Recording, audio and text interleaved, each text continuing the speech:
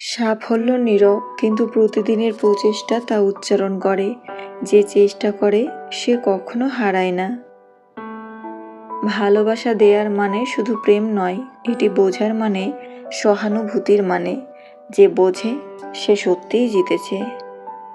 অসাধারণ মানুষেরা সাধারণ সময়ে আলাদা হয়। তাদের কাজ, মনোভাব ও চিন্তা সবই অনন্য। তুমি নিজের আলাদা পথ খুঁজে বের করো।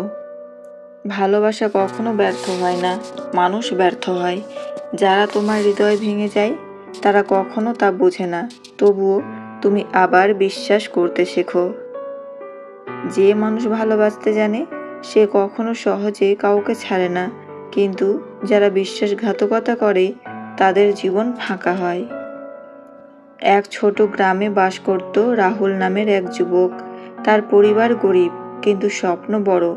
রাহুলের একটাই লক্ষ্য, শহরে গিয়ে বড় একজন ডাক্তার হওয়া এবং গ্রামে ফিরে মানুষের সেবা করা। কিন্তু গ্রামের মানুষেরা তাকে সবসময় বলে, রাহুল, তুমি কি ডাক্তার হতে পারবে? আমাদের এখানে এমন কেউ হয়নি। এই কথা শুনেও রাহুল হার মানেনি। সকালে উঠেই পড়াশোনা, বিকেলে কাজ, আর রাতের বেলা আবার ল্যাম্পের আলোতে বই পড়া। কিন্তু জীবনে সবকিছু সহজ হয় না। একদিন তার পিতার অসুস্থতা ধরা পড়ল। রাহুলের পরিবার চিকিৎসার জন্য অর্থ জোগাতে পারছিল না।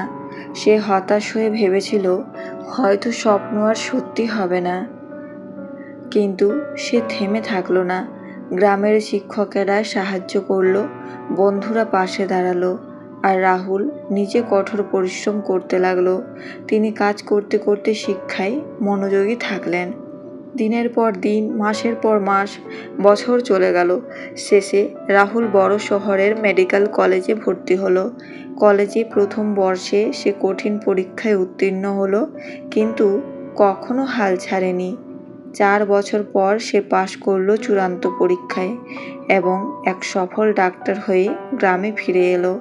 গ্রামে ফিরে সবাই অবাক হয়ে বলল, রাহুল, তুমি কি সত্যি আমাদের রাহুল? রাহুল হাসতে হাসতে বলল, হ্যাঁ, আমি সেই রাহুল। স্বপ্ন দেখাটা সহজ, কিন্তু সেই স্বপ্নের লড়াই করা, এটাই আসল চ্যালেঞ্জ। হার মানলে কিছুই সম্ভব নয়, তবে যদি চেষ্টা চালিয়ে যাও, প্রতিটি অন্ধকারের শেষে আলো আছে। গ্রামে একটি নতুন হাসপাতাল খোলা হলো এবং রাহুলের সেবার হাত ছড়িয়ে পড়ল। গ্রামের মানুষ আর শুধু তার ডাক্তার নয়, বরং তার গল্পের অনুপ্রেরণার উৎস হিসেবেও মনে রাখল। গল্প থেকে শিক্ষা, কখনো হাল ছাড়বেন না। মানুষ যা বলে তার দিকে বেশি মনোযোগ দেবেন না। কঠোর পরিশ্রম এবং ধৈর্যই স্বপ্নকে বাস্তবে পরিণত করে। সাহায্যের হাত খোঁজা লজ্জার নয়, বরং এক ধরনের শক্তি।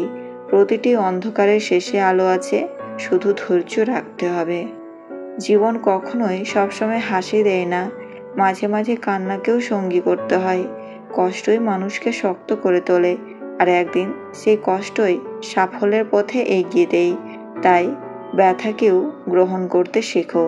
কাউকে হারানোর ব্যথা কথায় প্রকাশ করা যায় না। চারপাশ ভরা থাকলেও ভেতরটা ফাঁকা লাগে।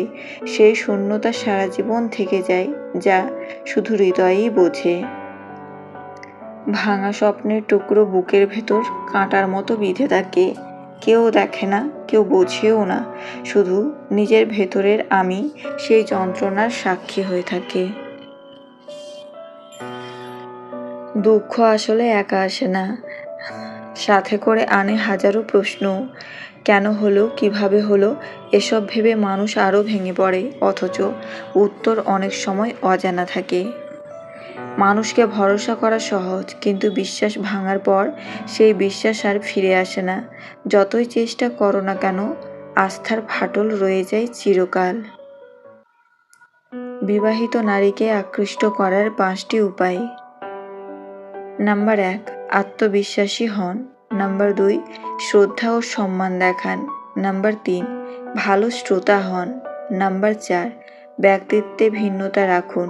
নাম্বার 5, সৌজন্যপূর্ণ আচরণ করুন।